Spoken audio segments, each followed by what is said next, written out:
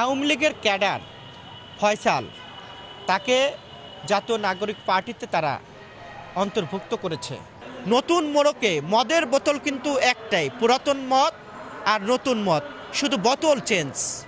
আমরা দেখেছিলাম শেখ হাসিনার আঁচলের নিচে যারা কাউন্সিলর হয়েছিলেন, কমিশনার হয়েছিলেন, তাদেরকে সারজিৎ এবং হাসনাত সহ অন্যান্য রাজনৈতিক দল তারা কিন্তু জাতীয় প্রেস ক্লাবে একটি প্রোগ্রাম করেছিলেন তাদেরকে পুনর্বাসন করার জন্য। রাজনৈতিক বাজারে এখন উত্তপ্ত বিতর্ক জাতীয় নাগরিক পার্টি নিয়ে। কেউ কেউ বলার চেষ্টা করছেন তারা এত টাকা খরচ করছেন, এই টাকার উৎস কোথায়। ইতিমধ্যে আজকে আমার দেশ পত্রিকা সহ অনেক গণমাধ্যমে আমরা দেখলাম, ইতিমধ্যে আমার মোবাইলে এই যে দেখেন পাঠিয়েছে যে আওয়ামী লীগের ক্যাডার ফয়সাল তাকে জাতীয় নাগরিক পার্টিতে তারা অন্তর্ভুক্ত করেছে। তার মানে বাংলাদেশের মানুষ এখন মনে করে সারজিৎ সাহেবরা যখন জয় বাংলা স্লোগান দিয়ে ছাত্রলীগে যুক্ত হয়েছিলেন, বঙ্গবন্ধুর স্লোগান দিয়ে ছাত্রলীগে যুক্ত হয়েছেন, তারা এখন জাতীয় নাগরিক পার্টির কাণ্ডারি হয়েছেন।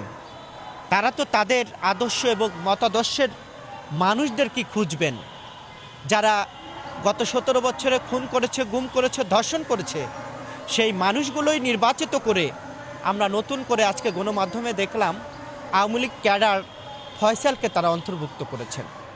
বাংলাদেশের মানুষ তাদেরকে বাহাবা দিচ্ছে যে যারা জয় বাংলা স্লোগান দিয়ে ছাত্রলীগ নেতার থেকে আজকে জাতীয় নাগরিক পার্টি করেছেন, তারা এখন আওয়ামী লীগের বন্ধুদেরকে খুঁজে খুঁজে পুনর্বাসন করার চেষ্টা করছেন। তাহলে বাংলাদেশের মানুষ প্রশ্ন করতে চায় আওয়ামী লীগ এবং জাতীয় নাগরিক পার্টির মধ্যে পার্থক্য কোথায়? এই প্রশ্ন এখন জনমনে দিয়েছে।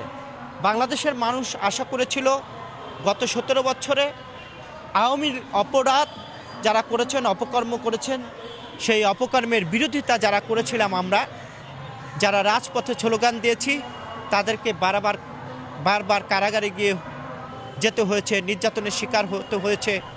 কিন্তু আমাদের বিশ্বাস ছিল সকল ঐক্যমত একত্রিত হয়ে আমরা শেখ হাসিনাকে তাড়িয়েছিলাম।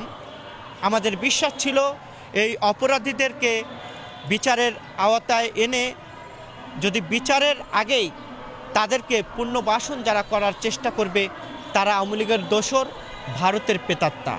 এদেশের মানুষের স্বপ্ন ছিল 5ই আগস্টের পরে বাংলাদেশে এই আওয়ামী লীগ অপরাধী যারা তাদের বিচার হবে, কিন্তু বিচার হয়নি। বরং বিচার না হয়ে আজকে জাতীয় নাগরিক কমিটির আপনি দেখেছেন যে আওয়ামী লীগ ক্যাডারদেরকে তারা অন্তর্ভুক্ত করছেন। তার মানে রাজনীতিতে লাল সংকেত দেখা যাচ্ছে। রাজনীতিতে, জাতীয় রাজনীতি নিয়ে আরেকটি ষড়যন্ত্র দেখা যাচ্ছে। এই আওয়ামী লীগ শুধু জামা পরিবর্তন করে, অন্য জামা পরে, অন্য পোশাক পরে আজকে বিভিন্ন রাজনৈতিক দলের যুক্ত হওয়ার চেষ্টা করছেন। কিন্তু আমাদের ভারপ্রাপ্ত চেয়ারম্যান জনাব তারেক রহমান বারবারই কিন্তু আমাদেরকে সতর্ক করছেন আওয়ামী লীগ এবং অন্যান্য রাজনৈতিক দল এবং ব্যবসায়ী এবং অরাজনৈতিক ব্যক্তিদের দলে অন্তর্ভুক্ত করা যাবে না। কিন্তু বাংলাদেশে অন্য রাজনীতিবিদদের দেখছি, অন্য রাজনৈতিক দলদের দেখছি, তারা এই আওয়ামী লীগদেরকে পুনর্বাসন করার জন্য মহাব্যস্ত হয়েছেন।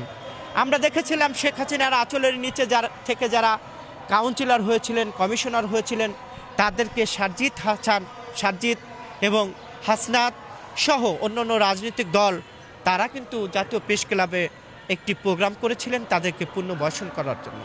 সেখান থেকেই এই যে যারা মানে স্থানীয় নির্বাচন দাবি করছেন, তাদের প্রতি মানুষের একটা ঘৃণা জন্ম নিয়েছে যে যারা নতুন মোড়কে মদের বোতল কিন্তু একটাই, পুরাতন মদ আর নতুন মদ, শুধু বোতল চেঞ্জ। এই বোতল চেঞ্জ করে যারা স্থানীয় নির্বাচনের কথা চিন্তা করছেন, তাদের প্রতি মানুষের ঘৃণা জন্ম নিয়েছে। এই কারণে নিয়েছে এই জাতীয় নির্বাচনের জন্য মানুষ রক্ত দিয়েছে, জীবন দিয়েছে, কারাগারে থেকেছে, পরিবার পরিজন থেকে বিচ্ছিন্ন হয়েছে, গুম হয়েছে। সেই জাতীয় নির্বাচন নিয়ে আবার নতুন করে আমরা ষড়যন্ত্র দেখছি, নতুন করে নাটক দেখছি, নতুন করে কালক্ষেপণ করার চেষ্টা করছে।